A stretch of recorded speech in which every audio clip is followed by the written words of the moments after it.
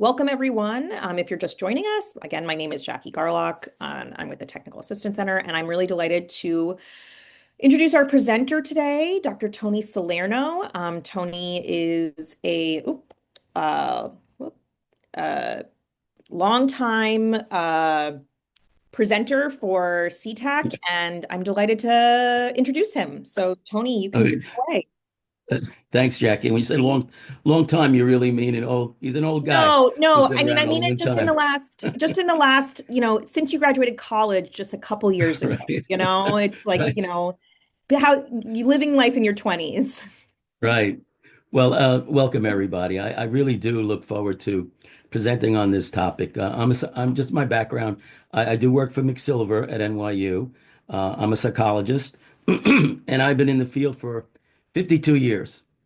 And I started out really as a high school teacher, school counselor, and then worked for the Office of Mental Health for 30 years in outpatient, inpatient, statewide work, worked at Columbia. So there's sort of a lot in my background. And the toughest jobs at all were when I was a supervisor. And it was always the most challenging. And also the one I felt least prepared for in a lot of ways. And part of it is, I mean, maybe you guys got some training in the best practices in supervision when you were promoted to a supervisor, hired as a supervisor in a new agency. I certainly did not. So a lot of it was like pretty much flying by the seat of my pants, trying to figure stuff out. And one of the most difficult, challenging was when I had to deal with performance issues. Really, there were times I'd rather have a root canal than having to address some of these problem areas. So, what I hope to be able to share with you is something that I wished others had shared with me, especially when I was running sort of a day hospital, day treatment program for adults with serious mental illness, and I was supervising about eight or nine, professionals, and that was probably some of the toughest work that I did. So I'm hoping that whether you're very new to supervision or you've been supervising for years, that there'll be some ideas and concepts that will add value and something that you can utilize to really to improve your own work as a supervisor and to increase your confidence and comfort, particularly in addressing these difficult conversations, right? So the learning objectives here today is to kind of understand, performance issues related to sort of like deficits, personal challenges, or an appreciation for their systemic organizational issues that may be going on that are contributing to some of these difficulties. How to effectively approach challenging conversations. It's really like a before, during, and after that we're going. I mean, we don't, I like to make things complicated. Is that how do you prepare for that conversation? What are some tips in terms of during the conversation? And then actually there's stuff to do after the conversation. Supportive coaching strategies, supervisory approaches that are, sort of fall in the buckets of being the corrective or a supportive approach. And sometimes you need to kind of combine the two. And then a framework that balances accountability, staff development, and client care, perhaps. So there's a lot there. But mostly, I'm hoping that at the end of this, you feel you got some real practical tips and approaches and strategies that you can utilize when you're needing to address either a serious performance issue or the typical kinds of accountability that you might encounter that doesn't maybe reach the level of, oh, I have to have a real sit down and it's kind of a serious counseling session, but you're holding people accountable all the time. I certainly was. I didn't do a great job at it at times. So I really do wish that I had some kind of coaching and support so that I can address some of these issues myself. So today we're overview of the behind common performance problems, challenge related to having performance related conversation supervision, overview of best practices, preparing, creating productive discussion, following up, and then Jackie and I are going to try a little bit of a role play situation.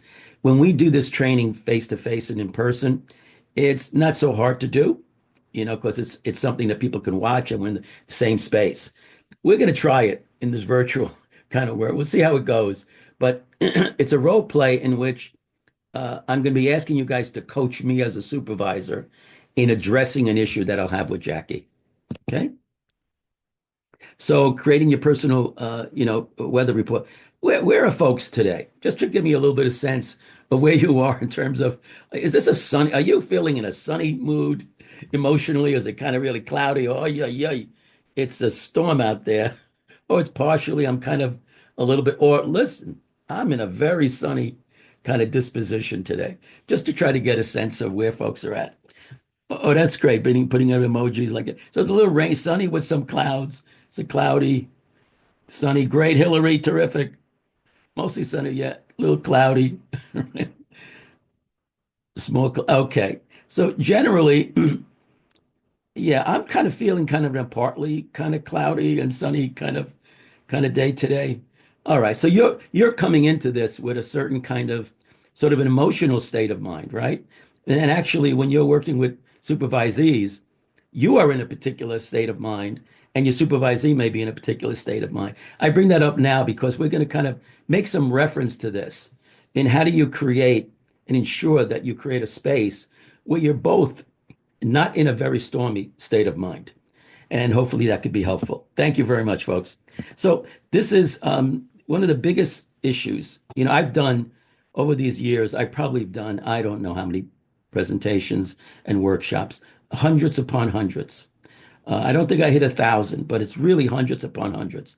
And I'm always very much aware that how much of a presentation can humans really retain? And then when I'm on webinars, I have to say it's really a challenge for me to kind of remember what was presented, and whether or not it's really relevant or practical in light of my, day-to-day realities.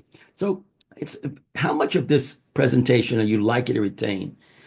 And if I don't, when I'm in your kind of situation, trying to absorb as a learner, if you don't rehearse it, take notes, view a demonstration, listen to the presentation again, if it's archived and recorded, which this one is, or you discussed it with a colleague, practice some aspect of the presentation as soon as possible, apply what you have learned with supervisees, or research the information on your own, articles and other archived related presentation. If you don't do any of these things, which in many times when I'm on a webinar or something, I got to tell you, after the webinar, usually somebody's knocking at my door. I've been thinking about other things. I was really kind of thinking about other issues that were on my mind as much as I was listening to what was going on. And I think it's one of the challenges. And I bring that up only because I just want to encourage as much as possible that for you, in order to get the most out of this, is to see if you can practice it as quickly as possible, right? Or that you can maybe take some notes, review the material, because it's tough to keep a lot of information in one's brain for a very long period of time. As a psychologist, I studied learning, memory, the process of forgetting, and this approach, like a virtual kind of webinar, is kind of a soft learning intervention, unless the audience, the folks who are receiving the information, can act on it in some way. So I just bring that up because I'd like you guys to get as much as you can out of this. And we've actually done studies on this. People in education, they've done a lot of studies that if you're just hearing me lecture, or you made some reading, audio, visual, demonstrate, it's very, very tough to ensure that there's a retention of information. So I bring this up only to encourage as much as possible to, as I'm sharing tips and ideas and strategies with you, if there's something that you say, oh, I think I can actually take, if it's a little piece of what Dr. Salerno was talking about, I think I can actually apply it in the next hour or two. That would be like fantastic, right? Now, sometimes you do, or you won't have that opportunity to do so. But I guess this is all to say you want to go from acquisition of information to actual application, which is where the learning takes place. So at the end of today, I'm hoping that each one of you be able to say, you know what? There's this idea that Dr. Salerno brought up, and I think I can hold on to it and find some space in as quickly as possible, right? Or in the next few weeks or so, if I'm going to be actually meeting with the supervisee, around some performance kind of issue. Okay, so let me go on to understand like performance problems. So if you guys would just in the chat the letter or the letters, because it could be more than one thing, what performance issues have you had to address in the past, or you expect that you're going to address in the near future? People having to address supervisees falling behind their paperwork, abuse of time off, clothing is inappropriate in the workplace. So check all that that you say, oh, I've had to address this in the past, and you know what? There are issues going on now, and I'm likely to have to address it. Maybe not tomorrow, but I really expect that I'm going to have to address it in the near future.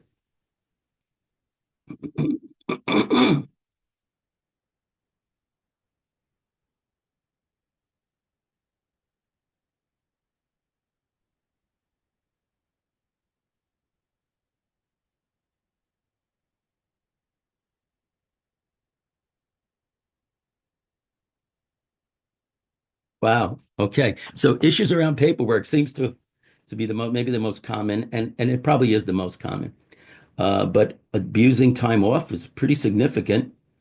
Um, Clothing inappropriate, intention staff meetings. Yeah, repeated client complaints, disagree. So I think we've got it, right? Like this list that I was just trying to make up.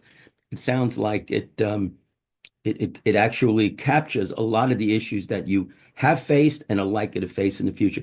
Did anyone chat in another area that was not in this list? If you did, please could you just chat that? And I don't know if Angelique, you're looking at the chat box, whether or not somebody Yeah. chatted in. Um, yeah, somebody mentioned for other venting about progress notes and logistical frustrations. Okay, so people really just expressing a lot of, frustration, anger, Yeah, those sorts of issues. Great, said terrific. Thanks so much, folks. That's really great. This gives us a pretty good idea.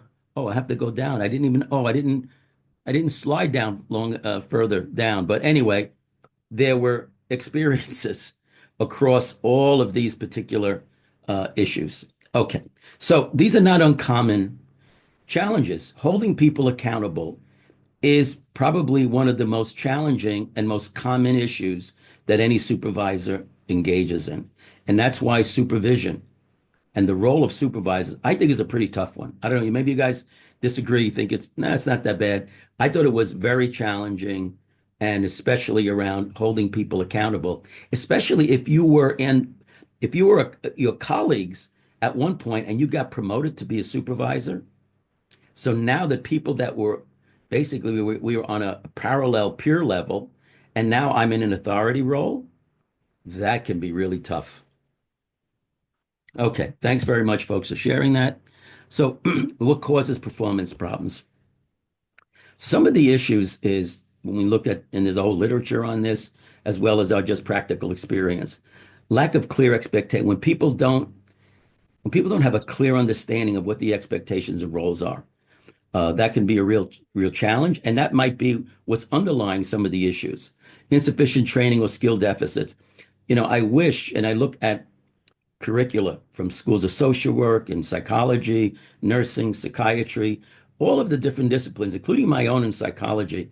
And really, in many ways, I could write more than an article on some of the insufficient training, the knowledge and skills that we need that's we're not really all that prepared for by our own university or professional training. Sometimes people are just exhausted. Personal stressors had nothing to do with the work. People carrying stuff that's going on in their own personal lives. Value conflicts with agency mission or supervisor. Poor supervisor, if the low trust, unclear feedback. Some of the studies on staff retention, looking at why do people leave? One of the most common reasons is people aren't getting along with their supervisor. You can think about who's your supervisor, the supervisors you've had in your career, and think about the impact that they have on you in terms of your own sense of job satisfaction and success. And then there are organizational barriers, right? Systemic issues that are going on, and then maybe others as well. So part of the point here is, as a supervisor, being a good diagnostician, which really means I need to understand what are the drivers here. What is influencing and affecting this individual's performance issues and problems? So it could also stem from multiple factors: individual, supervisory, organizational influence. So one of the questions you might ask: has this supervisee been given clear guidance about what success looks like and what those expectations are? We can assume, and I certainly did. I assume, look, you're a professional. You ought to know what good standards of practice is all about. You ought to know the importance of how we, engage and support our clients. You ought to know how to speak to family members or referral sources. You ought to know how to document, right, the service plan and progress or lack of progress and make changes in terms of treatment. It's kind of like, well, you ought to know because you have credentials that indicates you ought to know, right? So sometimes it's an assumption, and really the issue is that the guidance and the clarity of what's expected may not really be there. Do they have the training and resources to meet the expectations, right? That goes really beyond some of the existing prevailing knowledge the person has. Or are there environmental or systemic pressures that are making success difficult? So understanding the root cause of the performance issue is key to being, able to effectively intervene. And sometimes, and it depends on, the role that's expected of you. So not only perhaps is the supervisee not so clear on what are the characteristics of good performance and expectations, you may not be all that clear on what's expected of you as a supervisor. I do a lot of work, 2-day intensive workshops with supervisors, and we have discussions about this. And I'll hear from supervisors saying, I'm not always quite sure if what the organization expects of me. Um, like when it comes to providing some type of, let's just say, reflective supervision, right? Or supporting the professional development of the supervisees, or to engage in continuous quality improvement. Help engage your supervisees in identifying systemic kinds of Is that expected of you?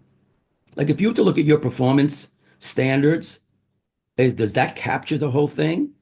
Or are there other sorts of expectations? So I think the point I'm trying to make here is that in complex human systems, sometimes both the supervisor and the supervisee don't have as much clarity on what the expectations are.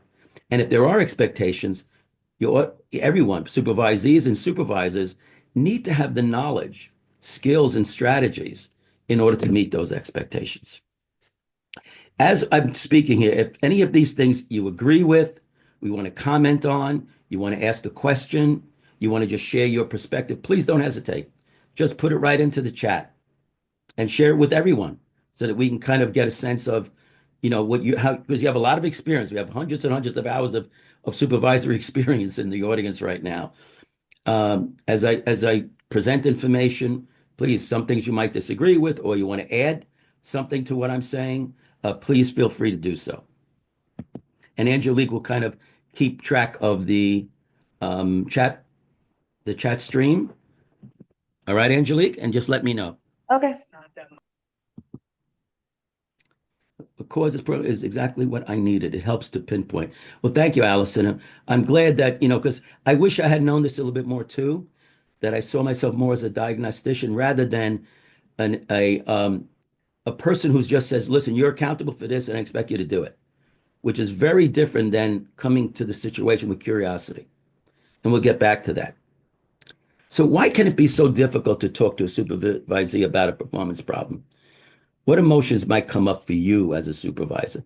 What emotions might come up for the supervisee? So I just invite you all to use the chat. Um, are we able, Angelique, to open up people's mic? Can they also share if they want to? Yeah, they could definitely unmute and share if they want. Okay. So we got from Heather. It's basically it's an uncomfortable situation. Yes, that I think is absolutely true. Awkward, there's frustration involved. Thank you, Dorothy. Anxiety, Nicole, appreciate that.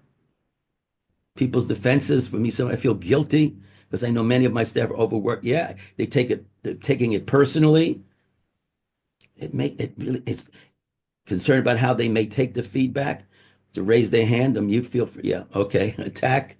Yeah, people can feel attacked. How do you do this in such a way? I don't want people to leave my conversation feeling like crap, basically, or being pissed and angry. Still new to, so it's still uncomfortable, especially with coworkers. Yeah, Tasha, I appreciate that. And actually, even when I'm not new, I've been, if I had to approach after 52 years in the field, now I don't supervise many people now, but that's a very recent thing. For my entire career, supervise, I'm telling you, even now, if I had to address a serious performance issue, it would not be comfortable for me.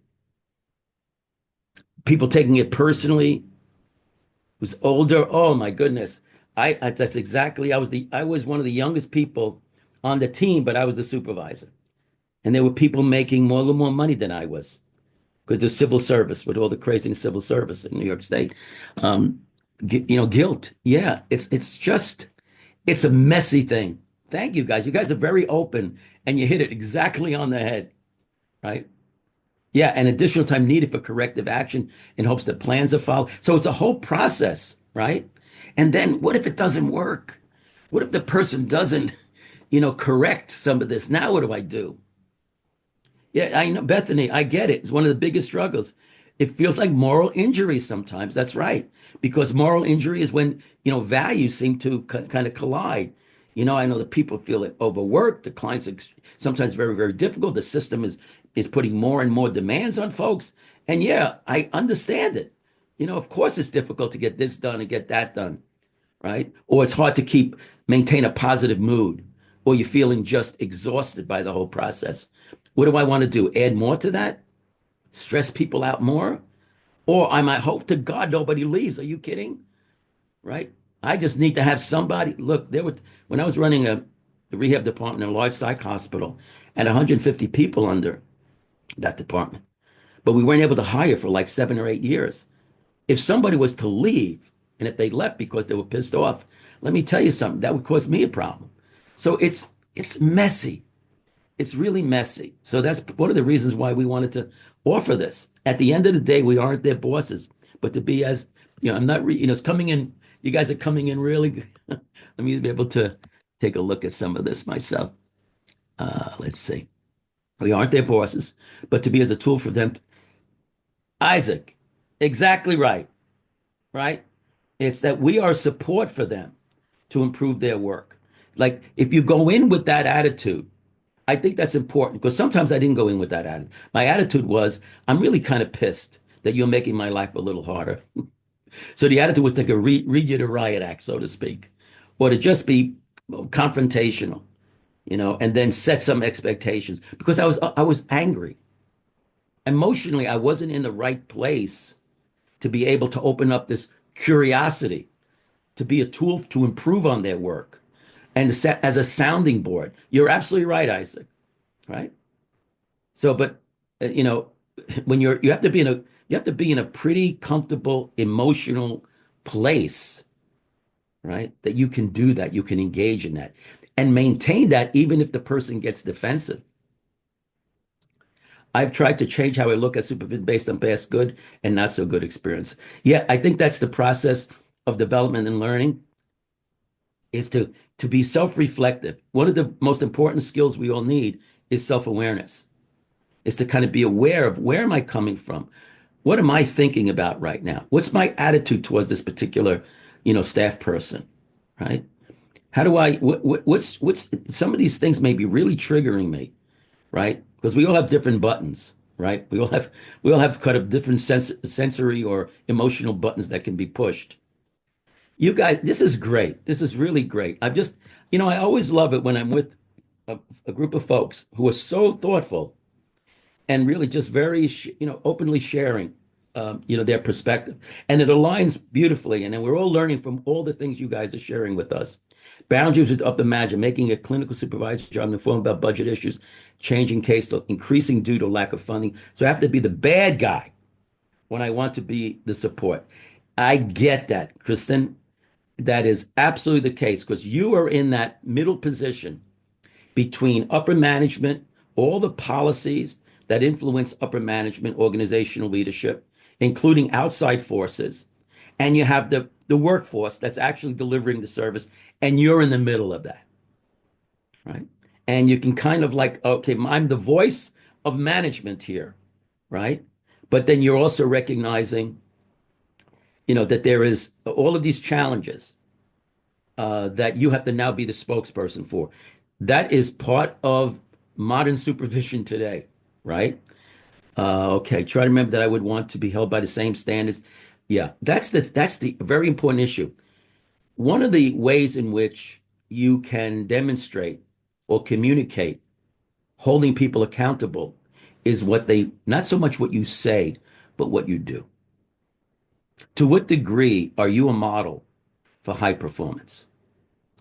Did I really think about that? Later on, I think when I was supervising at a large psych hospital, I was much more attentive to that, to my own behavior, how I spoke about the patients, how I spoke about the families, how I spoke about the administration, right? Even though I was part of it, there was even upper, how I spoke about the Office of Mental Health, how I spoke about the larger system, right? People were watching me, and they were more influenced by my behavior, even more so, I think, than what I said. So I think one of the challenges that we all have as supervisors is self-awareness and how do I model what I expect of the people that I supervise? A really important issue. I didn't appreciate that as much. I wish I had, again, I wish I had, when I started out as a supervisor in the early 80s, that somehow I had some guidance and support, around this. But usually, we just get promoted and then flying by your seat of your pants and you figure it out. Okay. So effective supervisors, as I was saying, recognize their particular push button triggers and the idea of intentional versus reactive actions. We're only human. One thing is just to accept our humanity. We all have buttons that can be pushed, right? I'm a nice person, but just don't push my buttons. If you're willing to share, what kinds of things do you observe or your supervisees do or say that kind of pisses you off, that pushes your buttons, and you just need to be aware of it? If you're willing and open to sharing that, please just chat that in. Talking poorly about peers, questioning my intelligence, complaining, act like this is the first time, right? Being chronically late, being taken advantage of, taking everything very personal, just lazy, not really, putting energy into the work, splitting when supervisors are very defensive and they don't admit, yeah, look, I made a mistake here, or they go against directives, right? Say, I didn't know to something, things that okay, trying to get away. It's hard for me to read this because you guys are so engaged that it's coming in furiously, which is wonderful. Unclear communication. Thank you, Bridget. Saying they were never told. Gillian, right? Saying, no, you never told me about that. That can really piss you off, right? Giving excuses, time to discuss plan for revisement of things, and then yeah, so we came up with the plan. I went through all of this, right? All the things that Dr. Salerno was talking about, I've done all of that. We came up with the plan, and then you didn't take it seriously, right? Blaming others. Yeah. How about, you're talking about me? You think I'm doing a bad job? You should see what Jim is doing, right? Sort of like ratting out on other team members to try to take the heat off of them. Okay, this is great, guys. You're reminding me of all the things that kind of also push my buttons, as well. So part of it is your awareness of this, because if that's the issue you need to address, that usually means you're angry, right? And anger can be fine as sort of a catalyst for action, but when the anger is a persistent part of the process, then it can go a little bit off the rails. When people detect that we're angry, right, we're frustrated, we're very critical, we're upset, they react to that emotional state as much or maybe more so than the issue that we're raising with folks. Okay, thanks so much, folks. This is great. So, common and effective reactions, right? So, people have mentioned this. So, sometimes you just kind of like, if you begin with an apology, you feel really badly about it, right? That gives the supervisee sort of the upper hand in a way, right? Like, why are you guilty? In a way, this is like part of your job. You're expected, right, to address, to hold people accountable. You can't get away with that, and you're in a leadership position, a management position. Winging it, avoiding the process of thinking it through, planning and deciding is just kind of like whatever hits me at the time. Complete lack of sort of like planning. Whatever is, it's sort of like an impulsive kind of engagement with someone who's having these issues. Getting too emotional, waiting until you're so angry and you've collected enough ammunition to clobber the supervisee. That can be a process, right? It says, you're avoiding it, you don't want to do it. Person does it again, you're getting pissed off, person does. So you're kind of like waiting and waiting, but behavior hasn't really changed, right? But the sense of, I got to get to a certain point before I feel like I could really clobber the person, meaning to confront the person, right? Belaboring the point, not knowing how to end the process, hoping for a positive response, need to convince myself it was the right thing to do. Just, not being direct, right? Being able to kind of lay things out in a way so that the supervisee has like a clear understanding of what the issue is. Turning the conversation it can turn into an argument. Yeah, yes, but no, yeah, but you did this, and then all of a sudden it starts. It's almost as if you feel you're on the defensive end of this process because you're getting blamed for what the problem is. Picking the wrong time and place, failing to follow up. Like you had the conversation and then you just pray you have to have the conversation again, and waiting for the annual performance review. Right? I said, well, I think, let's see, it's coming up in about 4 months. I think I'll bring it up then. Right? And at an annual performance review, it's probably best. Um, it's probably best if nothing comes up there that's a big surprise. Because the person says, well, why didn't you tell me this before? Right? Nothing should be as a big surprise at an annual performance review. Okay, not using natural supports. I think you guys, we're doing this presentation together, it feels to me, because you're great responses, great comments, right? Not utilizing natural support and accessible resources. Yeah, yeah. Okay, offering an apology, sets up splitting with management. Mary, thank you for that. Have good guys, bad guys. Oh, even if one of the worst things I have to tell you, I feel guilty at times of how I didn't handle some supervisory issues, well. And I think the guilt thing was a major part of it, and I wanted people to like me. So I didn't want them to feel like angry. And the other thing is sometimes they get angry at you, they're not going to just keep it to themselves, right? And they're going to start bad mouthing you. I mean, it's your own, it was my own personal kinds of like issues. And I wish I had had the kind of supervision because the leadership, the people I reported to, they were not engaging in reflective supervision. Let's put it that way. That was not the case, unfortunately. So if you avoid things, why is that an issue, right? Why is that an issue? Let me just hold on. Let me hold on to one thing here. Uh, okay, so you guys are terrific at this. So let's try to really build on all the knowledge and experience that we have out there. What are the consequences if you avoid it? You keep postponing having the conversation, or you're not addressing it really as effectively as you might be able to.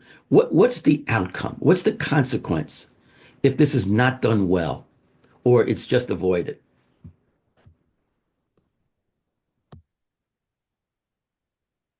Avoiding addressing problems can lead to systemic and foundation as a whole in any given agency. Yeah, it can be something where this is an agency that does not really hold people accountable. It's not a serious agency. It's people can get away with a lot. Those types of things. Everyone is kind of pissed off, and you can have an agency where the prevailing culture, right, is folks kind of trying to just stay out of harm's way at all cost, and don't really take the work very, very seriously. Having to implement harsh, avoidable consequences, yeah, they continue not to do their work. Resentment builds because the other team members know what's going on. They know what's going on. You're not the only one who sees it. Everyone sees it, and they're wanting to, whether they express it to you or not, usually won't. They're pissed at you if you're not addressing it. Or you have a contagion effect. Well, I guess if that person can do it, I can do it as well. And the issue to be having keeps going on. If you avoid the conversation, new presenting problems. That's absolutely the case. They changes how Kate Burns, thanks so much for that. Changes how they view you as a supervisor. And problem will be seen in other employees. That's the contagion effect, Rebecca. Thank you. Let's see, not addressing the performance leads to continue to happen. Higher ups can look at it as you're not effectively doing your job. Absolutely. Right. So that, you're not holding others accountable. There are others who are going to hold you accountable for that. It can be confusing for supervisees. People need clarity. They need to know what's expected. They need to also recognize that you're watching, meaning that you're monitoring. Another word for it, it doesn't mean like you're under surveillance and that people feel there's like Big Brother, like overlooking their shoulder all the time. But that accountability is part of work because you're being held accountable. It isn't as if the only one being held accountable is your supervisees. You are being held accountable, right? So it can only get worse. Okay, problems continue. Frustration with the problem never gets solved. Beautiful. Spill into other. You guys are really good at this. You have a really keen insight into what these issues are about, the consequences, including this, right? Behavior doesn't change. Your power has been reduced. You need authority. If you're going to be responsible for something, you cannot be responsible without authority. And I think that's one of these situations that supervisors can get themselves in, where I have to hold people accountable. I'm being held accountable. I don't seem to have much authority here. You don't want to minimize your power. And I don't mean power to control others or to exert, like influence. No, it's the power to be a support to the people that you supervise and to also hold people accountable, which is the only way that you can have high performance. The only way a mission ever gets accomplished, the only way that your clients are going to be served, right, is that people, people adhere to the work demands, right, and the expectations of the job. Behavior gets worse, infects. You guys mentioned all this stuff. Increased dissatisfaction among employees, frustration, anger. You got all this. I didn't have to use this slide. You guys put the slide together yourself. More energy spent on intra-team conflict and divisive allegiances rather than client care.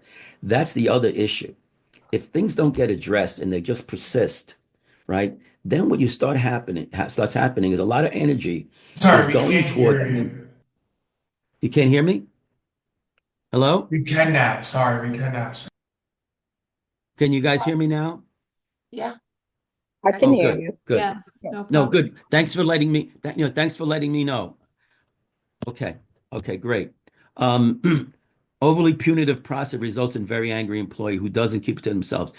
That's the other issue. If you do have the sit down, you have the conversation, but it just doesn't go all that well. The individual doesn't keep it to themselves. They'll start bad mouthing you to anyone that will listen. And then again, it just creates a lot of energy directed towards conflictual situations among team members, including supervisor, rather than the energy that ought to be directed to the work itself with the people that we serve.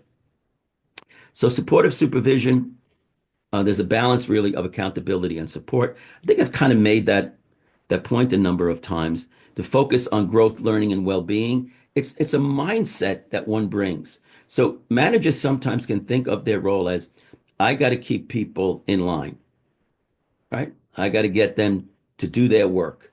It's a very old, it's kind of like almost a factory-based kind of perspective on management, is that if you give people a chance to get away with stuff, they will. That was That was very often a sort of a prevailing idea in a lot of like industries. And there was an industrial organizational psychology. People were kind of like studying systems by which you can kind of get people, right, to identify when they're messing up and then correct it. Because the assumption was people will get away with as much as they can if they can. Right? And so the mindset was one of corrective supervision on the other side. Focus on accountability, address performance gaps or policy violations. And it's fine. I mean, you have to have clear expectations, plans for improvement. It seeks to change behavioral outcomes and ensure standards. So you need all of that, right? That we have to kind of correct deviations from these set of standards and performance expectations. And the supportive approach is, we want to build competence and confidence, not just that people will behave because they're under surveillance or monitoring. There's a collaboration, a reflection, and coaching. In other words, I'm a professional, you're a professional. Both of our jobs is to ensure that the people that we serve, right, are helped.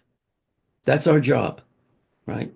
That whatever presenting issues come in, people with serious substance use, mental health issues, or in any kind of healthcare situation, that's our job together. It isn't like my job is different than yours. We're united by a shared mission. We have different roles, but we come together. I play a role, you play a role in achieving these outcomes. And the issue of trust and motivation. That's really what it comes down to in many ways, is trust and holding people accountable, but in a way that people feel actually motivated, that they're activated, rather than people feeling like, well, if you don't watch every step that I take, I'm not going to be able to, I'm not going to perform along expectations. Okay, so you want to balance both support and accountability. And what I'm going to be sharing with you in terms of an approach, I hope we'll be able to do that for you. And supervisors can lean too far to one side, being like I think I was leaning more towards the very, very overly supportive because, again, I was feeling a little guilty. These were folks that I had relationships with. I didn't want people to be upset or upset with me and avoiding difficult conversations. Or you can be overly corrective, and that sort of damages trust. The approach is I'm watching you, and no one really feels good about that. Or if they feel it's unfair, why are you picking on me? Humans, and it's a very natural reaction for humans to have whenever one is criticizing or pointing out any kind of like deficit or poor performance. It isn't like, oh my God, how come that person's defensive? It's a very natural human reaction. People want to defend themselves, right? How do we as supervisors create a kind of an interaction and a relationship where at least tries to minimize the defensiveness? And there are words and things we can say that increases the likelihood of defensiveness, and there are things that we can say and do that'll decrease the likelihood of defensiveness. All right, so you want to just have an approach, and I'm going to use that word approach with curiosity. I'm going to be using that term a little bit, actually a lot, actually, because it's a mindset that when I'm having a meeting, I'm going in there with the mindset of curiosity. I just want to understand before I confront, before I identify the problem, right? Or if I do identify the problem, the next issue is I'm curious about what are the factors contributing to this problem. And that opens up a whole area. And also, it's a non-defensive kind of approach, which you're communicating to the supervisor is, I'm really here to understand, right? That's my first order of business. I'm going to give you space for you to share your perspective with me. That's the first order. Not for me to share my perspective with you, but curiosity means us creating a safe space, a trusting space where you can share your perspective with me. And once barriers are identified, then we can go on to setting expectations, developing sort of plans. And as someone mentioned, even if you get to this point and you feel you do have a plan, and the person doesn't follow through. Again, as a push button issue, for some supervisors, they're like ready to blow a stack, and others say, you know what, this doesn't surprise me. I think this is going to take a little more time. It may not be a big push button trigger. So we differ, right? We're all human. We're all human. We differ in our temperament, on our experiences, on our values, right? All of those sorts of things. And being aware of oneself is probably the single most important challenge for anyone in leadership or supervisory position. All right, so let's go to the key supervisory underlying skills. Okay, let's see. We have an hour and 10 minutes left, right? Okay, so ultimately, what is the tools that you have? It's communication. I mean, that's it. Let's face it, that's ultimately our entire profession, our entire industry is based upon the underlying skills of effective communication. So, what are we talking about? Right. So this is what you have, right? These are your superpowers, so to speak. Honest, respectful, and caring communication of priorities and expectations. Okay, I've been using that term honest, respectful. Yeah, but you have to operationalize that in some ways, and I'm hoping to be able to do a little bit more of that. The necessity of competent, compassionate care of vulnerable individuals. It's always kind of keeping the sight, right? Keeping the focus on what is this mission all about, right? And being able to be clear that that's really our common purpose. So it doesn't feel like we have a different purpose in mind when we're having these conversations. The purpose is always around issues addressing the care of vulnerable individuals. The communication has to align with the mission, and these hard conversations are all around the performance expectation and the emotional experience supervisees. I'm going to make a bigger point about that. I don't know if you've ever had to, you know, if there were ever any performance issues that you were struggling with and someone had to speak to you about it. Maybe some of you have had that experience, right?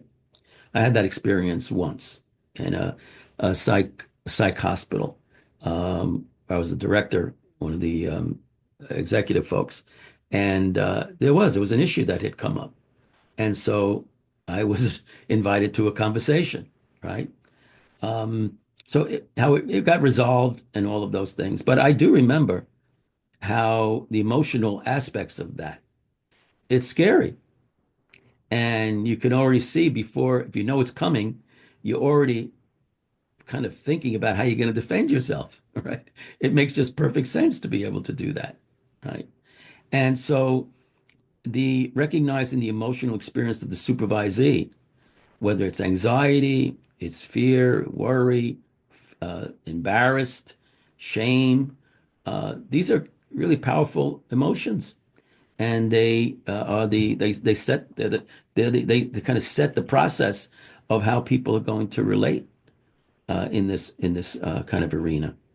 So we're going to come back to that and creating a safe and honest environment. And thankfully, in a situation where I was the supervisee in this case, right, speaking really to the CEO and all, there was a safe and honest environment, actually. Person was just a very supportive type of individual, right? And we did have a lot of space to kind of like discuss this, whatever the issue happened to be. And we came to some, I think, an effective resolution to it. But if the person had not done that and was more on the attack and wasn't curious about what was going on, I think it could have ended up very differently. Okay.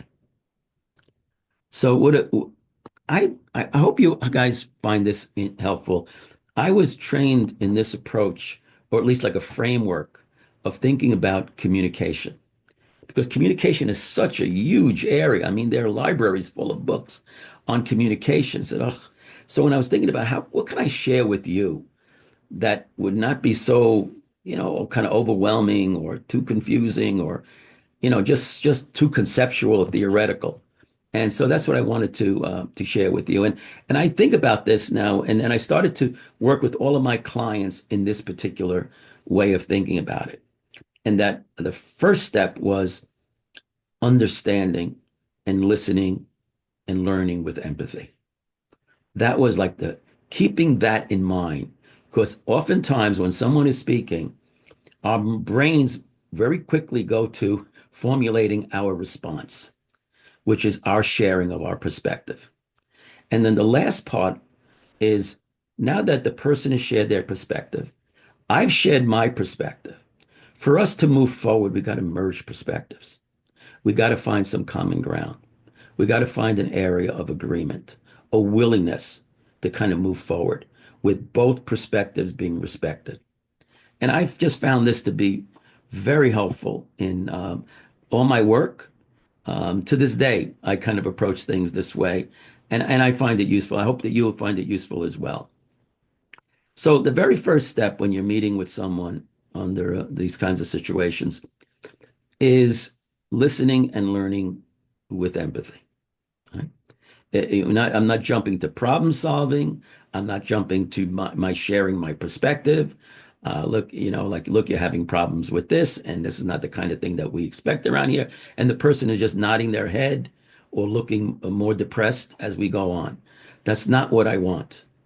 The challenge is I need to understand the individual's perspective. That's what curiosity means, right? To promote an understanding, active empathic listening. Now, I'm sure that these are knowledge and skill areas that that folks in our field generally have. But even when I was being trained, they challenged me a little bit around some of this.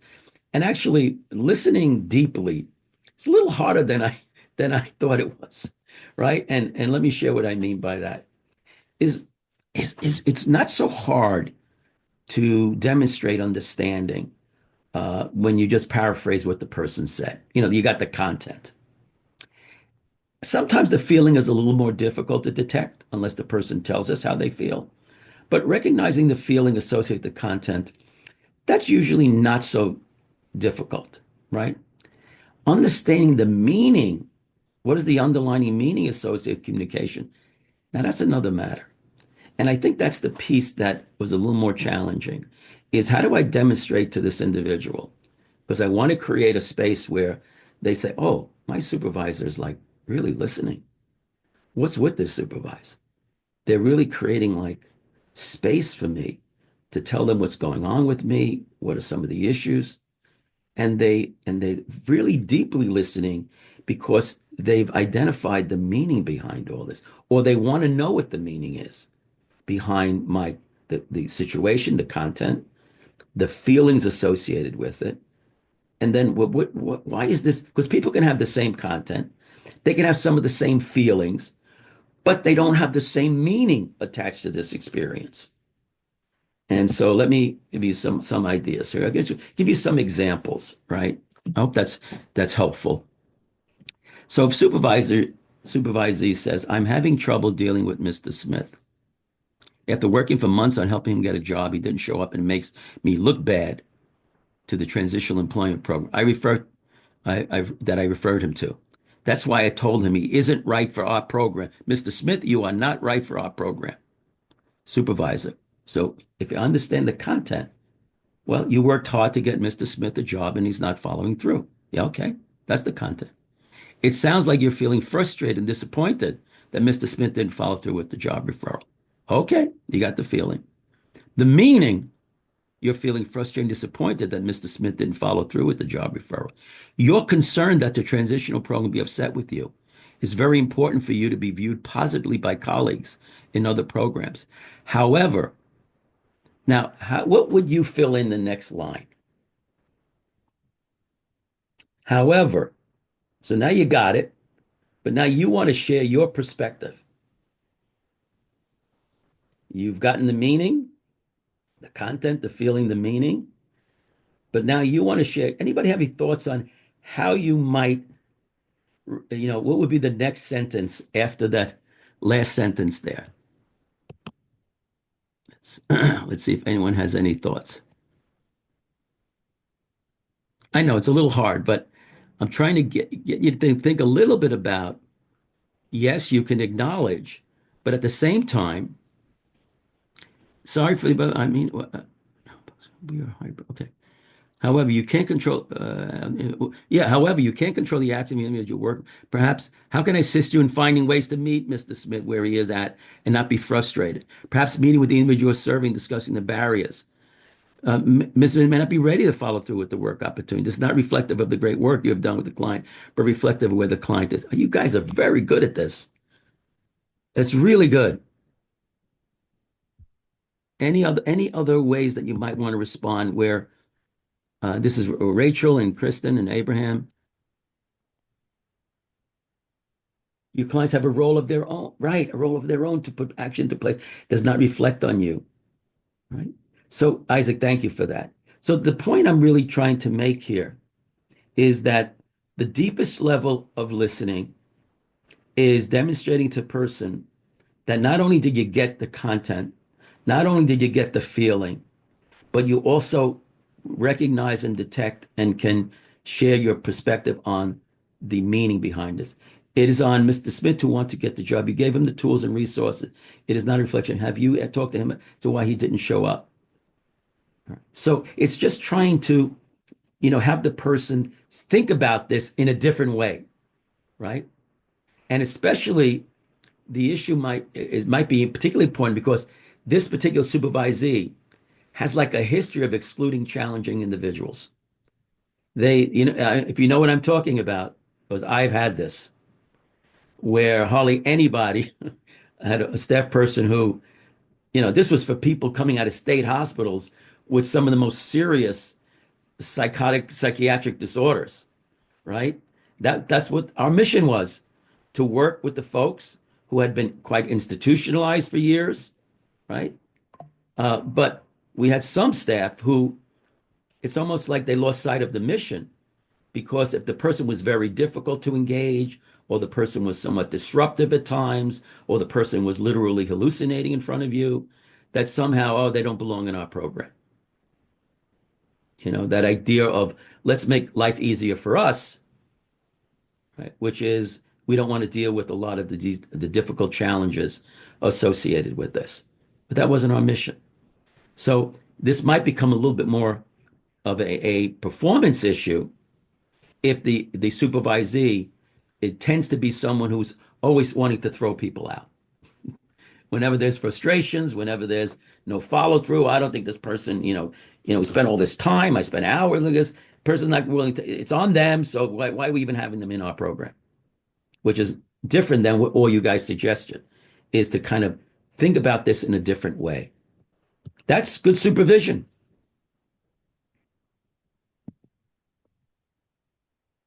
Other examples of active empathic listening. I just wanted to give some examples because without examples, it's hard to kind of like get a sense of what's the point I'm trying to make around a deep active listening. It's so confusing and upsetting when a family member criticizes your efforts to help their loved one and filed a complaint with the Quality Assurance Office. Making connections with family is one of your most important goals. It might be helpful for us to review what happened since this is the third complaint in the past 6 months. What do you guys think? You think that's okay? You can put in, yes, good. You think that's an example? Okay. Okay, I hope so. I mean, if we were face to face and had a lot more time, we could kind of go through this. But all right, generally, folks are saying, yeah, that looks pretty good to me. Another example, you have mixed feelings about whether this administrative job will work for you. On one hand, you love working directly with clients, but you also want to move up the career ladder as soon as possible. Making progress in your career is a core value. This might be contributing to tardiness with budget and scheduling tasks. Does that make sense to you? Again, it's a way of recognizing, but there's a but, meaning the but part of it is like I have my perspective, and this is related to addressing, ensuring that our work is done and that we're fulfilling our responsibilities, right? But we don't start out with that. We start out with first giving the person space, and then you are reflecting on, and we're assuming the person said these things, right? No, again, no, you feel upset and disappointed. You're not getting the support you need to do a job well. You find keeping up to the paper is overwhelming at times. Getting support from me is important for your job satisfaction. However, right, the idea of these are some of the expectations, and these are one of the things that that I need to, to ensure that you're completing your paperwork on time. So let's see if we can figure out a way what's contributing to this, right? And and if it sounds like you need a little bit more support and guidance, let's explore that. But maybe there are other things going on. Bit judging, making assumptions. I think I may pose it a question. Yeah, look, good, good. I'm glad you guys are not just saying yeah, yeah, yeah. Think about it. Yeah, this is exactly right. I'm not presenting these are the right and be all and end all of how you should respond to things. I think the important piece is not so much like the details of the words, but bringing in this concept of you certainly want to reflect and share your empathic response, and at the same time, you're sharing your perspective that's really related to some of the expectations and job responsibilities. Okay, you feel so gratified when a person you support begins to open up about their goals. This is what makes the work you do worth the challenges. So that's a very positive, kind of issue that doesn't have any kind of performance concern there. Okay, just wanted to give you guys some examples. I found it helpful. Then the sharing your perspective, right? So the first thing is reflective, really reflective listening. If you guys have been trained in motivational interviewing and those sorts of things, one of the things that Miller and Rolnick pointed out in their book on motivational interviewing was that when you don't know what to do, listen. I thought that was a good kind of thing. Say, look, if you come lost, you're not sure where you're going, you don't know what the approach is, you're confused as a practitioner, just listen. I said, okay, I appreciate what they were kind of like, saying.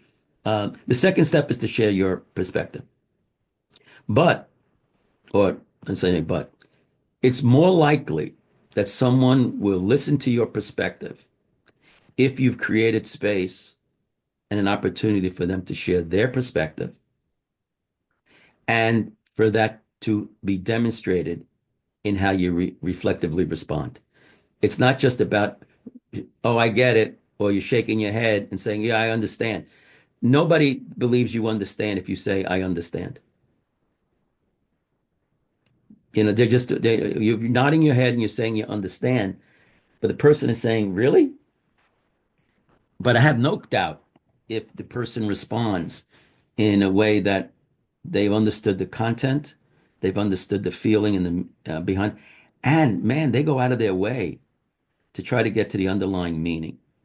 Think of it this way. If you had five people who were going to a community college, taking a course, and it was their last course to take before graduation, and they failed, and you say, okay, you can say, you failed the course in your basics computer science, and you're very, very upset, disappointed in that, feel very frustrated. Okay, got it.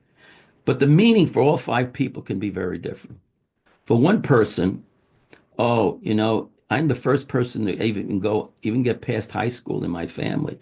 Everybody was so proud of me for being able to go to any kind of like college. And now I may not graduate. I feel so ashamed and embarrassed. I've let my family down. That's a completely different meaning than the person who would say, hey, I'm very disappointed, because if once I get this associate's degree, I have this job that I was going to be able to get. And now I think it's going to be postponed, until I pass this course. Those are two very different experiences. Does that make sense to folks? I hope it does, that the meaning is really the heart of the person's communication. And when they hear it, then they say, oh, this person, wow, they get me. They understand what's going on. Okay. So now the idea, but you're a person too, right? And you have a responsibility. So your perspective matters as well. So what hurts when we're sharing our perspective is if the tone is judgmental, if we're very frustrated and dismissive. It's the critical parent type of communication. I don't know if folks know what I mean when I say critical parent type of communication, but it's that type of communication where the other person is being communicated with as if they were a child, right? It's critical. It's very judgmental. And I'll get to some words like and the next slide I have some examples of that. But let's just take a look at this issue of judgmentalness, closed questioning, yes or no responses feels like interrogation rather than open-ended questions. I'm sure you guys are probably aware of that, but that's an important thing. Just keep in mind if you find yourself interacting with a supervisee and it feels like an interrogation, like a yes, no, yes, no, yes, no, the person is definitely experiencing it as an interrogation. And unsolicited advice giving, right? So using words like must and should and why don't you, or how about doing this, or how about doing that. It's best if you ask the person, so is there anything that you want to get some help with?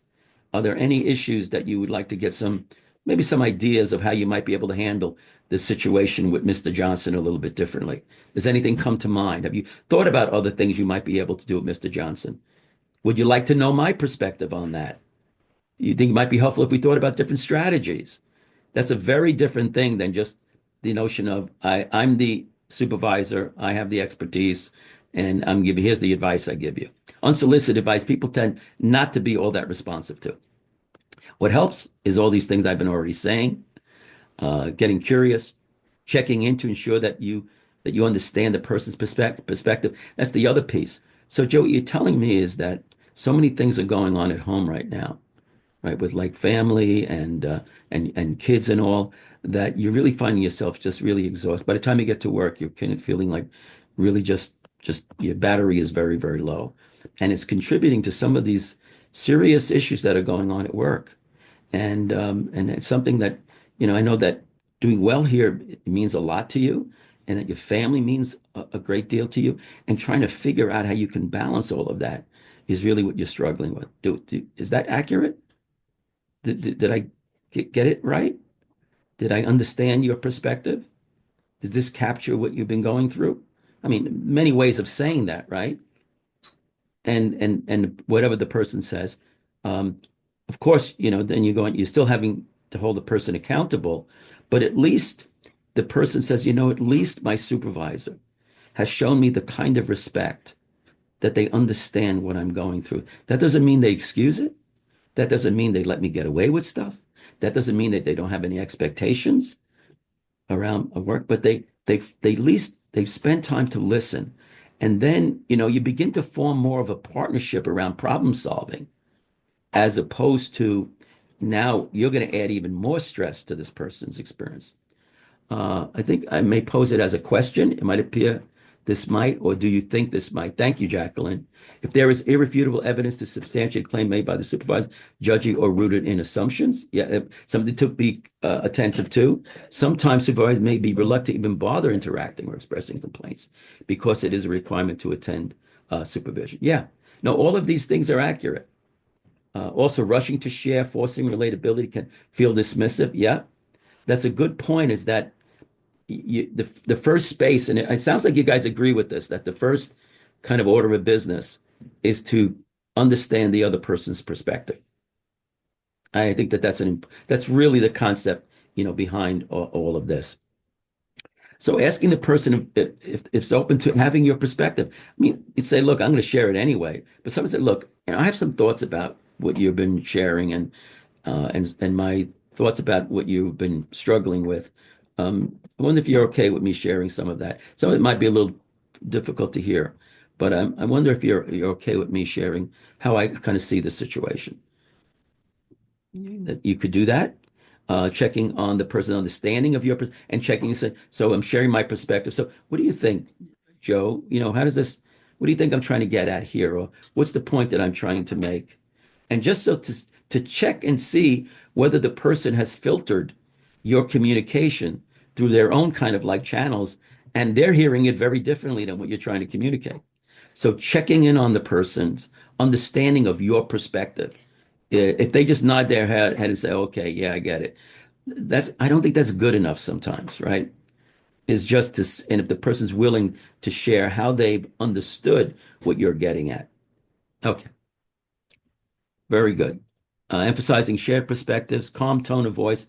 The calm tone of voice idea is if we have to kind of measure our own kind of, where we are in our kind of like weather map for ourselves, where our emotional state is. Again, if we're really pissed off about something, if we're already angry about something else that's gone on, or we're feeling stressed, you just came out of the most stressful meeting you've had in the longest time with executive leadership, and you've picked that time to call the person over to have a conversation, you know. What if we are too calm about everything? Well, I think the calmness is really it's just like a serious professional position that you're in. If calm means I really don't care either way, generally I don't think that that's the experience. But this is not like a laissez-faire type of like thing where the seriousness is understood, but the emotional state is a professional emotion. What do I mean by that? I mean, this is part of my job, right? It isn't like angry, as one would be in a personal relationship with someone, but this is a professional role that I have. And there is a professional but serious role that I take, but I'm not doing things like I wouldn't come in saying, you're making me really look bad, right? Because you're really feeling under the gun or very angry. I don't think that helps. But you have to have enough energy so that the person takes it seriously, but not so calm. I think as Jillian is trying to get at, that the person detects that you couldn't care less. Okay. Good questions, good responses, good challenges. I appreciate it. So the parent, the critical parent, there's a whole communication, sort of body of literature called transactional analysis that looks at the kind of communication depending on what our particular ego state is. And the critical parent is, we all have that. We all have that in our head because we were raised by parents, right? We have caregivers, adults who raised us. And all those ways of communicating are in our heads, right? So if you find yourself saying you should, you must, you always or never, it's inappropriate to. That's not how we do things around here. Why? Because I said so. And or your physical, folding your arms, pointing your finger. Please do not point your finger. It's like a gun in someone's face. Um, it's a way of communicating. A person is not responding to your verbal; they're responding to your nonverbal. You're folding your arms or having a very stern kind of like face, or your tone is very, very critical. The person's not paying attention to what you're saying. They're paying attention to your nonverbals. You don't want them to pay attention to your nonverbals. You want them to pay attention to the message here and the issue at hand. Okay, I hope you find that helpful. Examples of sharing common. I'd like to share my thoughts about you feeling disrespected at the staff meeting. Several team members were critical of your complaining about your workload. Are you okay with hearing my take on what happened early today? And is this a good time to discuss? Again, just an example.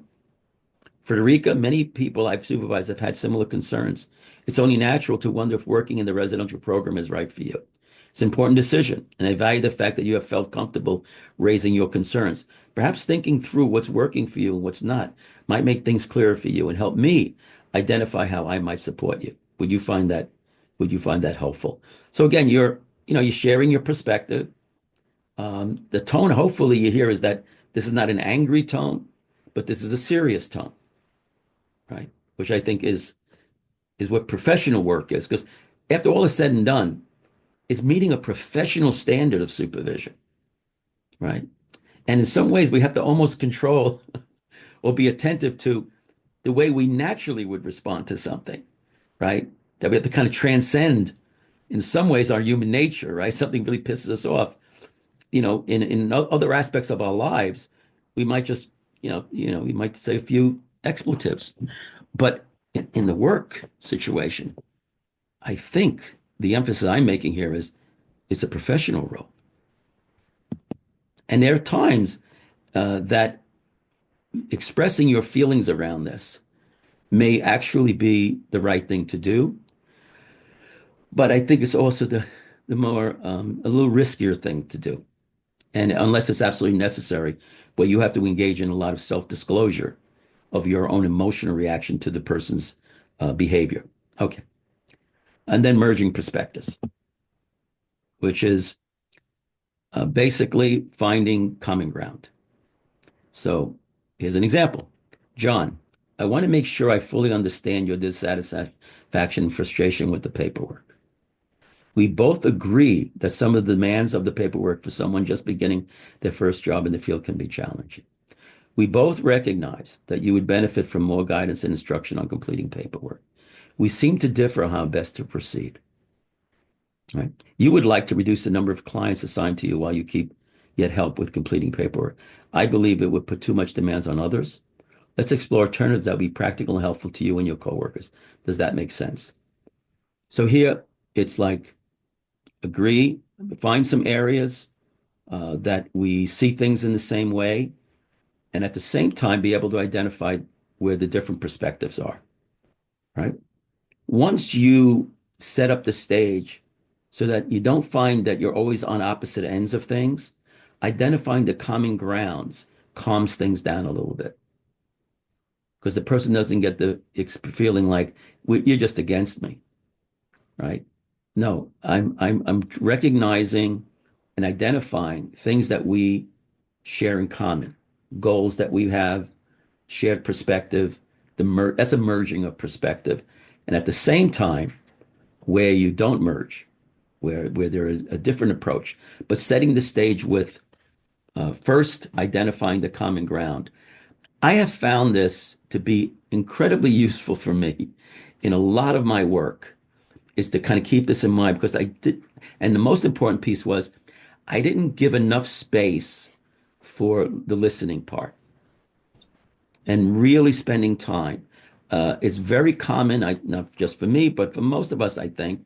Well, let me just speak for myself. It's fairly common to just start formulating your perspective when you're listening to someone rather than communicating to the person, oh, I'm not really here to just respond to everything you say. What I'm here is to make sure I get it, make sure I understand your perspective thoroughly, the content, the feeling, and the meaning behind your experience and these difficulties that you're having. Any one of those difficulties you guys already listed in the very, very beginning. Okay. And the modeling piece. And I mentioned that. I don't want to say too much about this, just make sure we have enough time. We will. But the idea that how you set agendas for meetings, do you come in prepared? When you have a meeting, does it really focus on a particular, issue and topic? Do you ensure that you have a process where everyone is engaged in those meetings? Do you demonstrate some of those skills of understanding and listening, right? Are you demonstrating those very skills in all of your interactions with others? The commitment to the mission. Do they see you as, wow, my supervisor really holds themselves to a high standard of performance? Or I don't know. I think I think I care about what we're doing here more than the supervisor does, right?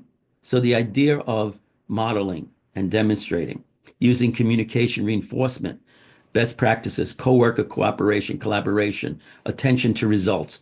Are those the kinds of things that you reinforces through your actions? I could do a whole 2 hours on just modeling, but I just wanted to kind of raise that to kind of just have you thinking a little bit about this issue. All right. So demonstrating a willingness to be vulnerable, right? If you want honesty, you can express some of your honesty. There are concerns that you have. You can share your concerns, right? And just overall demonstrating high performance as a supervisor and around best practices and all these issues here. Okay. All right. Intentional reinforcement. I'm just going to say one thing about that is one of the most powerful things that we all have is that when we see positive behaviors, that we don't ignore it, that we're able to attend to it. So, some supervisors are big positive reinforcers. Others tend to say, look, they're just doing their job. You know what I mean? I'm not going to reinforce people for just doing their job. And so you have people who are very low reinforcers and you have folks who overdo it. It's best to be somewhere where, you really attend to things that are certainly things that are above and beyond the expectations, right? Anything that exceeds expectations needs to be like reinforced very strongly. So, and here's some examples, of Really appreciate how you shared your efforts to engage Martin and how to ask for help. I know that wasn't easy. Joe, I admire your willingness to not give up on really clients who are really struggling with a lot of things around their health issues, and you pointing out specific things. Wow, you took Mr. Rios, to the healthcare provider, and that was, I think, that made all the difference in the world in terms of helping him manage diabetes, whatever. It's just a mindset of attentiveness to positive behavior, and to, if you don't do hardly any of that, you might want to consider maybe thinking a little bit more about that, and certainly not overdoing it, where almost the very basic thing, the fact that you showed up needs like applause. But to be very attentive, especially to behavior that really adds to the mission and adds to the quality of the team. Okay, so in addressing performance issues, I'm going to get to all the stuff that I've talked about leads up to this. Before you have the talk, during the talk, and after the talk. So before the talk is to really examine your emotional state. Find an optimal arousal zone. It's calm but serious. It's emotionally regulated. High levels of anger, frustration is not likely to be helpful, but sometimes that's what motivates us to actually, address the issue. Is that I'm pissed off enough now that I overcome my reluctance or discomfort because the anger has exceeded my discomfort. Not a great place to be. I've been in that place. It's not great. I mean, it doesn't completely destroy everything, but it's not a great position to be in. Approach the conversation as curiosity. I've said that 100 times because this is not a trial. You're not entering courtroom. You are not the prosecutor, and the staff person is not the accused. So this is not, it's really not to see who's guilty here, the guilty party. Think about how you want to frame the purpose of the meeting. How can this conversation create value for me, for you, and the organization, and picking the right time and place, free from distractions and interruptions. Before the talk, keep an open and supportive mindset, right? Expect the conversation is going to go well rather than you've already in your mind seen like the worst possible outcome of this meeting. You can already see the person getting upset, crying, or leaving, shutting the door and leaving, whatever it might be, is that you're kind of saying, look, I'm going into this with a very positive expectation and positive purpose to help this supervisee to perform well in their job. Okay, if they increase their success and satisfaction. So that's a mindset issue. Okay, expressing, sometimes you can framing and starting the talk. All right, it's thanks for finding the time to meet with me. The purpose of this meeting is to discuss whatever it is I'm concerned about, blah, blah, blah. I believe it negatively affects such and such, and I would like us to be able to address it. That's kind of laying out what's the purpose here. I need to tell you something that might be difficult to hear, but my hope is that we end this meeting with a positive plan that works for you and your work. I'm raising these concerns with the hope that it will increase your success and satisfaction. We both have a stake in addressing these concerns. You guys are going to get all these slides, and maybe it's something that you might want to review some of this as an opening, your kind of opening statement, right? How do you see, what are your thoughts about the concerns that I'm raising? Let's allow them space to share. I'd like to give you, raise your own concerns as well. So that's where, it's kind of like starting the talk. Using I statements, it tends to be good rather than you statements, right? When you say I, you're taking ownership. When you say you, it's usually experienced by that person as a judgment or a criticism, that the focus is on them rather than you first sharing when you share your perspective, it's an I statement perspective rather than it's a you statement perspective. I see you doing these kinds of things and you don't seem to be addressing it as well. And you don't participate in the morning, or you're not figuring all of that kind of stuff.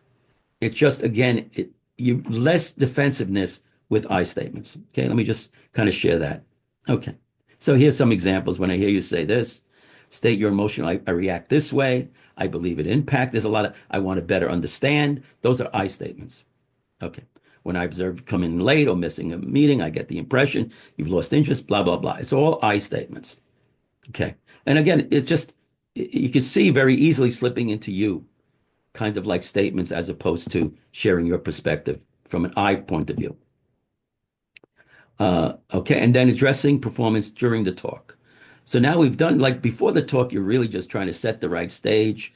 You now have an opening, you have an idea of how you want to open up this conversation rather than just fly off the seat of your pants. Like, because the person might come in, hey, what do you want to talk about?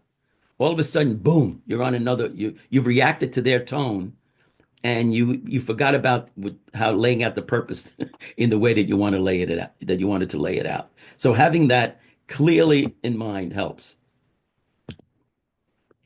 What are you doing that you feel good about and is making a real contribution? This is where you might also want to acknowledge so that there isn't just like everything you're doing stinks. I have no recognition of what you're doing well. Because what pisses people off a lot is if they feel that the only thing you recognize is when I'm not meeting the expectations. But when I am, it's like you never even notice that all you're paying it. It's almost like you're waiting to catch me, do something wrong. And questions like, what are you finding most challenging? What would help you meet these challenges? What would you need to change to be most effective? How do you understand the problem? Okay. Avoiding defensive language. This is when you're in a not a good emotional state. You make me look bad. I don't know what else to do with you. I've never been so upset about an employee. You make the whole team look like flunkies. You're not the only one who could get fired, you know. It's embarrassing when all these kinds of things that they can kind of set up more of a defensive kind of a response, and we want to like try to minimize that. Okay, take a problem solving focus instead. Right. So we want what contributed to this problem? How do you correct the problem or prevent it from happening again? What steps need to take place? What does a long-term plan look like? So the goal of this is you come out with a shared understanding of the problem and a plan to move forward, a solution, strategy, steps to take to address it. Okay. And then whether issues exist that limit the employee's ability to perform the task. That is, if there are issues in the organization, policies, practices, what might be contributing to some of these issues?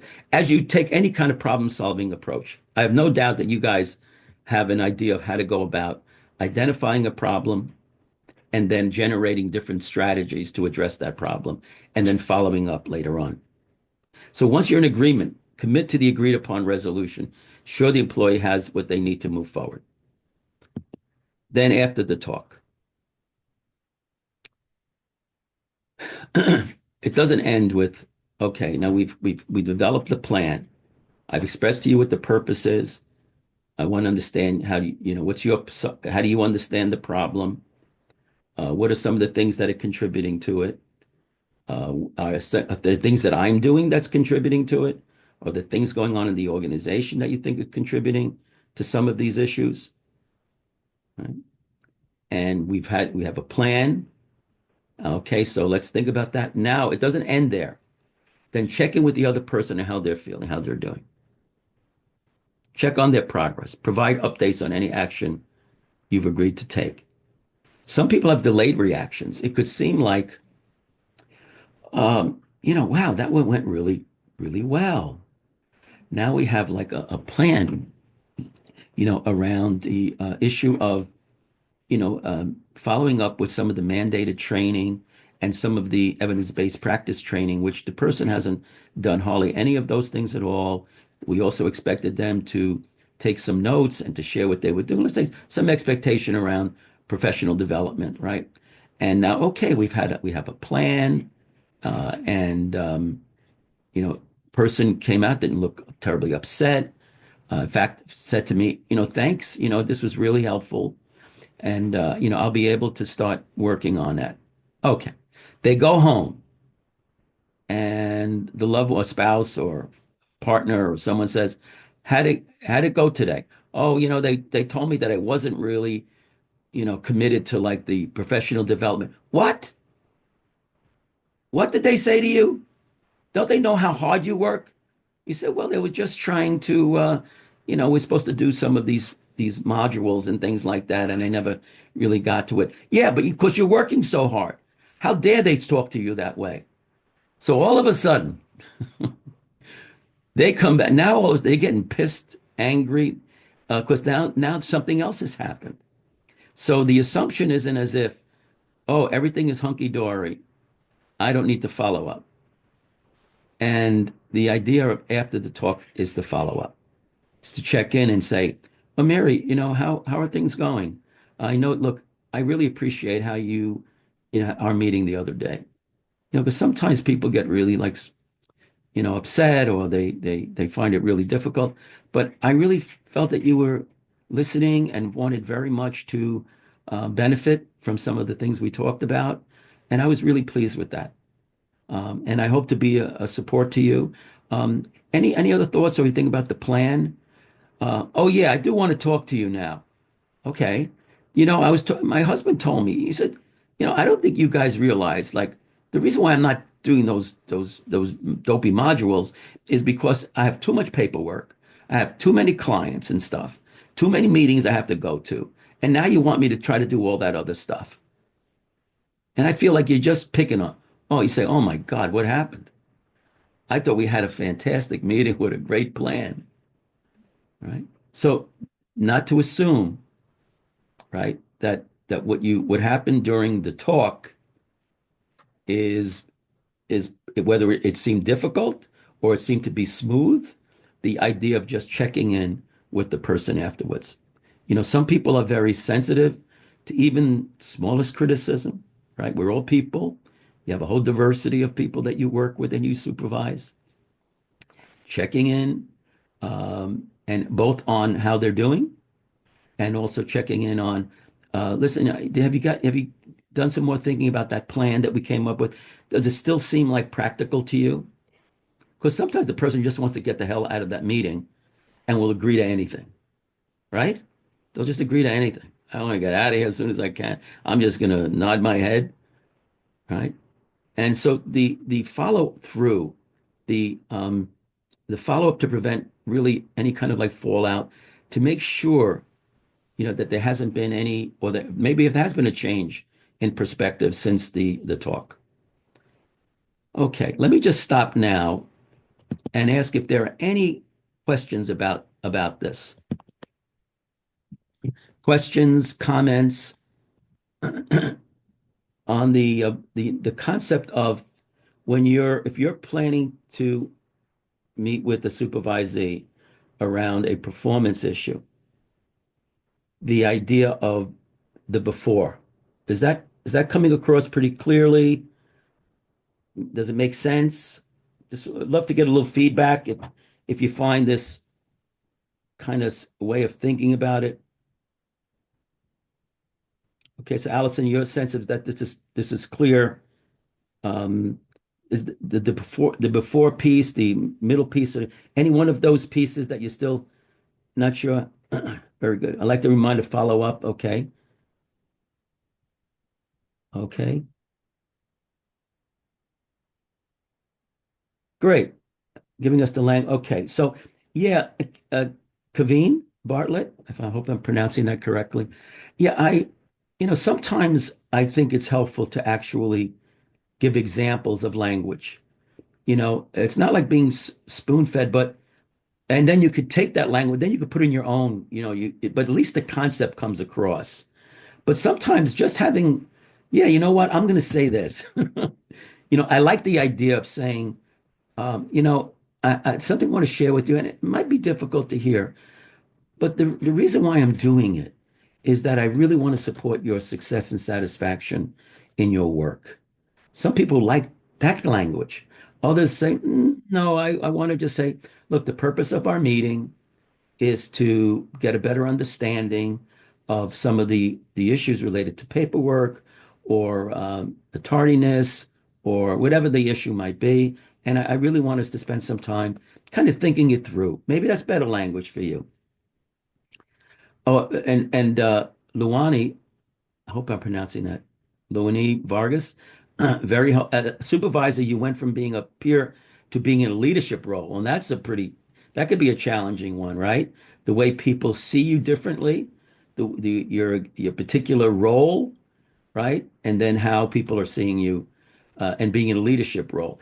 Yeah, I hope that some of these will help with that because you have the challenge of people having to shift their relationship with you. I had that same challenge when I went from being just a team member to then being the director of the program. And it was not easy. Hopefully, I wish I had some of these tips. I think I would have been able to handle it better. Balance advocacy on behalf of somebody when we are also in disagreement with the push to penalize them of the management plan, but are still required to hold them accountable to it. Yeah, that's Cynthia, that is a really, really important piece. Is that the issue of and you should in order the role of advocacy, because what you're really saying is that I'm I recognize that the reality that the staff are working under, the organizational issues are contributing to some of these issues, right? And maybe upper management wants to recognize that or doesn't want to recognize that. And how do I, communicate that? I think that that's the judgment call of whether you're in a position where upper management is open to hearing your perspective. In other words, that your advocacy is information that they really want. And if they don't want it, then I do know that you may have to figure out a strategy to say, look, what does upper management really care about? And are some of these issues that my staff are bringing up related to high priority issues for the upper management? And then I can present this advocacy, not so much that I'm looking out for my supervisees, but I'm looking to support the priorities in the organization. And some of the issues going on is affecting that. That's sort of like the strategy I've been trying to do. I do some training called managing up. And managing up is how do I influence upper management? And one of the strategies is to be very aware and recognize what does upper management really care about? And is this issue of advocacy going to support that priority or not support the priority? And I'm really looking for ways in which the policies or practices in the organization affecting the staff, but it will also affect a priority of upper management. I think that's sometimes the best that we can do. Now, holding people accountable, once a person who's working for an organization, whether you agree or disagree with the policies and expectations of the leadership of the organization, then you're in a decision point. I'm going to stay or I'm going to go. If I stay, then in effect, I still need to hold people accountable. And that's sort of like acknowledging sometimes a negative reality. I can go through a list of things that were expected through the Office of Mental Health and the programs that I was running that I didn't agree with, right? And holding people accountable for some of that. And my choice point was if I'm going to stay, I can't undermine, because then I really start destroying things. If I undermine what leadership is doing, it's just going to be a matter of time that I'm going to get addressed, and that's not going to be positive for the staff. So try to do the best we can in minimizing some of maybe the negative aspects of a particular policy and try to maximize some of the positive aspects. I have no fancier or smarter answer than that. But thanks for bringing that up, Cynthia. When the after talk leads to another write-up, yeah, at times you've done that first piece, corrective plan. If the person never follows through, you've had a subsequent talk. Now you're at the point where it's human resources now. I mean, now you're talking about maybe some formal kind of disciplinary action. So this doesn't ensure that you never get to that stage. I've had to do that. I've had to get to disciplinary action involving human resources. And I'm sure some of you who are in the audience now have done that as well. Okay.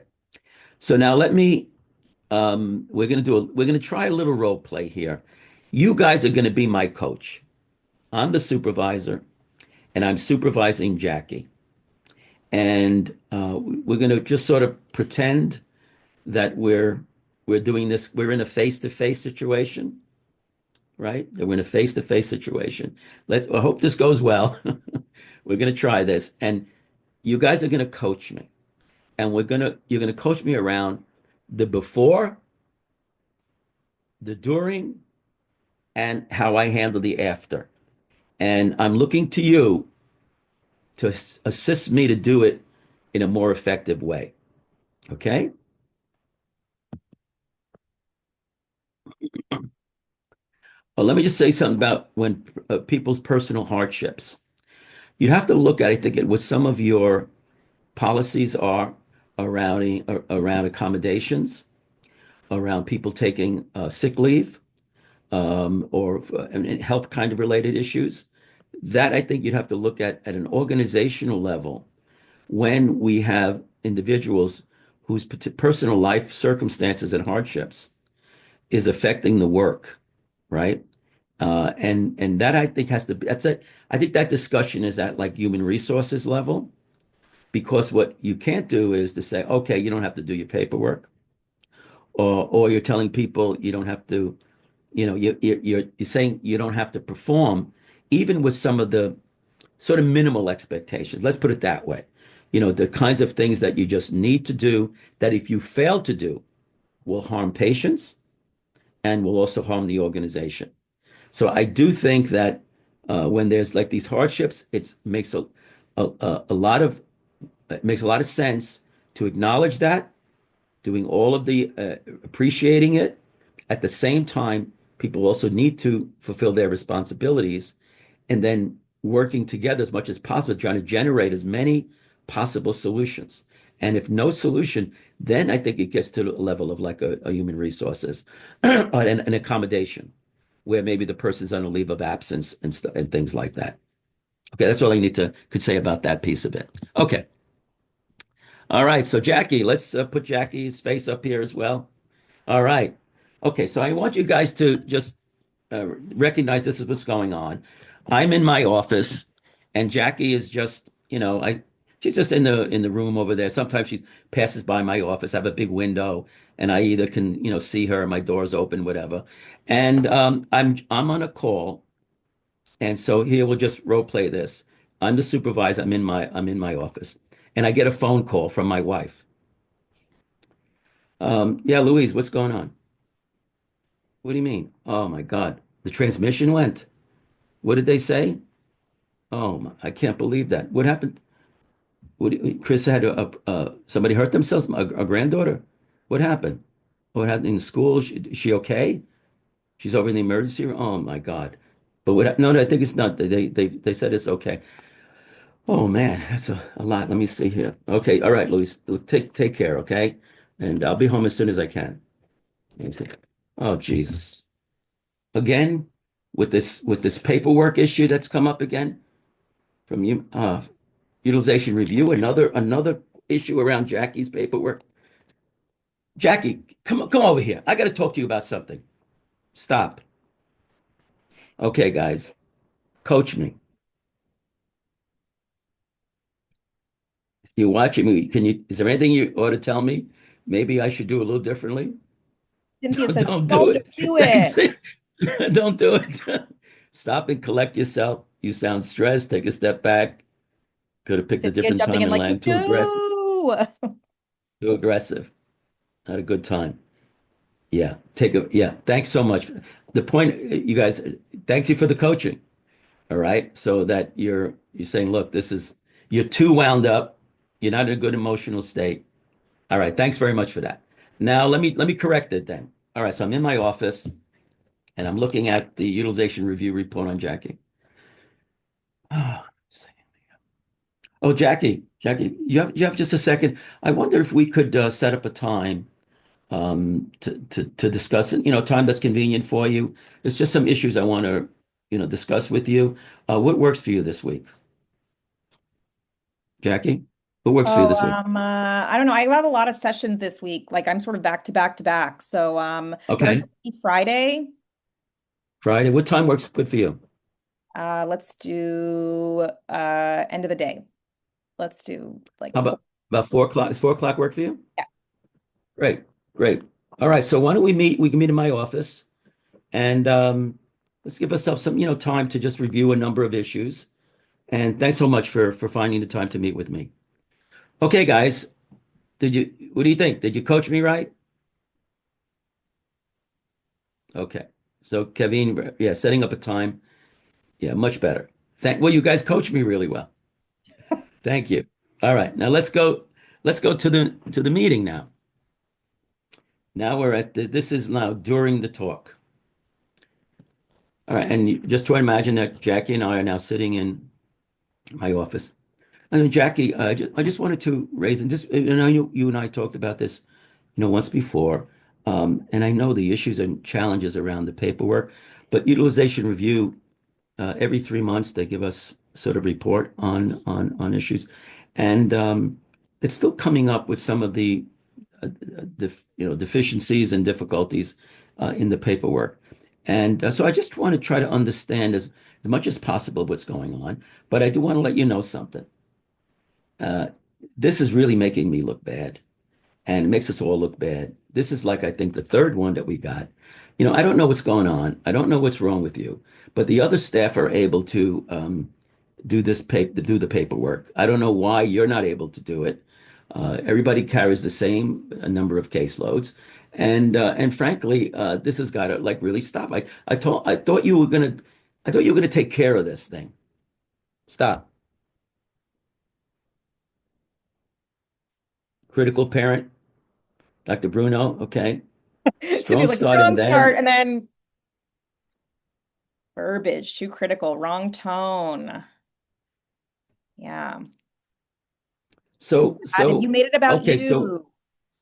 made it Yeah. about me. Okay, so what would you guys suggest that How do I start off this meeting with Jackie?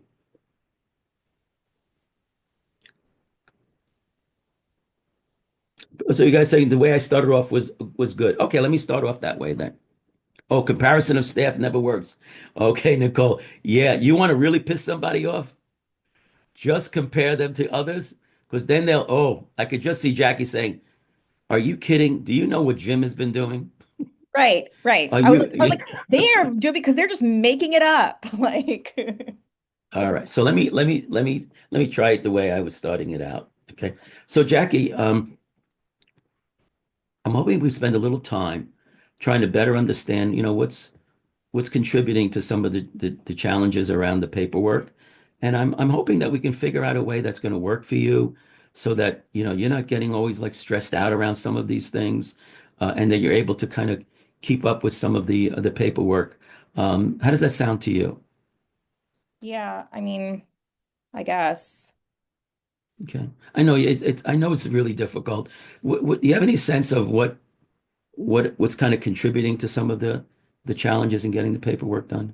I feel like I don't have enough time. I mean, like, I was sick of work. I'm sick of working late, Tony. Like, I couldn't do it anymore. Like, it was one thing when my daughter was really little, and now that she's getting, like, I have more stuff to have to take her to and from, my mom's house. It's just like, I can't work late every day. I just can't. I kept Yeah. getting Yeah. written up at like daycare because I was like late picking her up. At that point, I might as well just the fines that the daycare, like, I can't do that. I can't work late every day, Tony, and we don't have enough time. It just takes too Yeah. long. So you're feeling really kind of overwhelmed by all of this, trying to balance out your home life and balancing out work. And it's really frustrating that in order to even just try to keep up, you're working at night, which doesn't really work for you. And it just feels like, kind of like stress. And I know it really is important for you that you've set high standards for yourself around your work. And I know it's really important for you to be able to do your work well. And that's why you're staying, overtime and all. And that's just overwhelming for you. Do I have that right? Yeah, I'm just tired, man. I Yeah, don't it's exhausting. know how sustainable this is, and Yeah, it's exhausting. I just feel really exhausted. And Okay. I also just feel like, I don't know, like, I sometimes don't even know what I'm supposed to be like, writing. Like, half of the time that I write these notes, then I feel like they get sent back because like I didn't include the right Hmm. things. And I'm just like, it just feels like a losing battle constantly. Okay. Well, that's important. What you just said is that you're not quite sure, like, what should be in these notes. It's not always that clear to you. So I think maybe that's something that we might want to address. I'm wondering, Jackie, if maybe we could figure out, spend some time, kind of taking a look at your a couple of things, your whole schedule, and really work towards not having to work at night. I think that sounds like that's very important to you. But at the same time, to be able to get paperwork done. But you've pointed out something that I wasn't really aware of before, that I'd always sure like what's really expected. How do you write these notes and service plans in a way that isn't too complicated? And I'm wondering if we could spend a little time exploring that. Would that be helpful? I guess, yeah. Okay. I feel like I it's mean, just right now it sounds like you're not all that sure. What other things might we do? Let me stop now because we only have 4 minutes left.